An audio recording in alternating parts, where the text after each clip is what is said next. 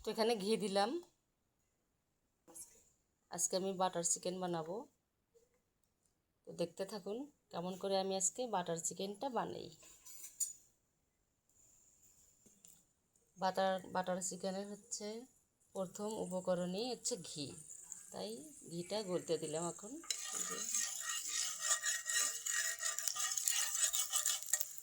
এদিকে আমার পানিটাও বলক উঠছে, কাপড় ভিজাবো। পেঁয়াজটা আগে বেরেস্তা করে নিব।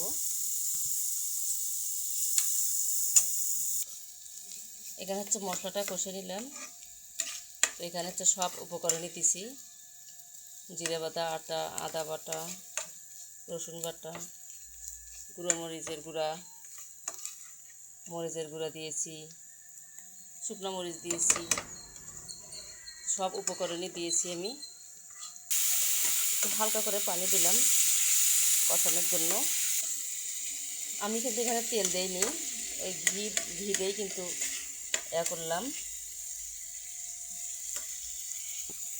মশলা কষালাম, কারণ মশলার থেকে তেল বের হয়, তো ওই জন্য ঘিতেই শুধু দিয়েছি 2 চামচ।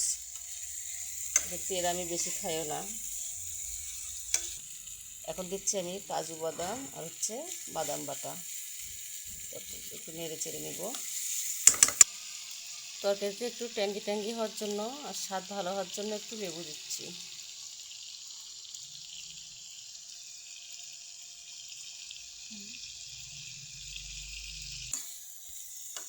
ধনিয়ার গুঁড়া আর হচ্ছে গরম মশলার গুঁড়া দিলাম, মানে গোলমরিচের গুঁড়া।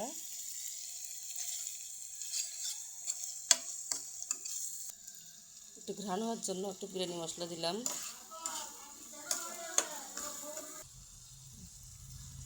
আর একটু ভালোভাবে ঢেকে দিলাম মশলাটা কষার জন্য।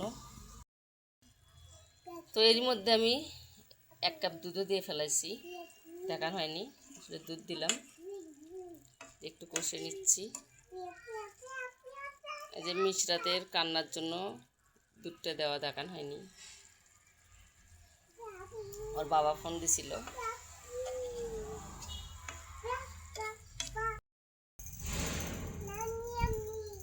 তো এই যে আমার মশলা কষা হয়ে গেছে, এখন মুরগিটা দিব। মিশরাত দাঁড়াও, মিশরাত নিয়ে আসলে ভিডিও করাই যায় না। হ্যাঁ আচ্ছা ঠিক আছে। চিকেন খাবে না? হ্যাঁ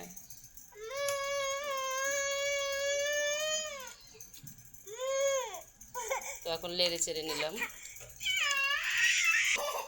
তো মুরগিটা একটু এখন কষে নিব। তো অনেকটাই ঝোল চুষে গেছে, এখন নামাবো। মাংসটা কিন্তু অনেক জুসি হয়েছে, আমি টেস্ট করেছি। তো এই পাশে তুলে দিয়েছি আমি চাল কুমড়া, ঝোল করব। তো কষে নিচ্ছি চাল কুমড়াটা আমি, এটা হয়ে গেছে।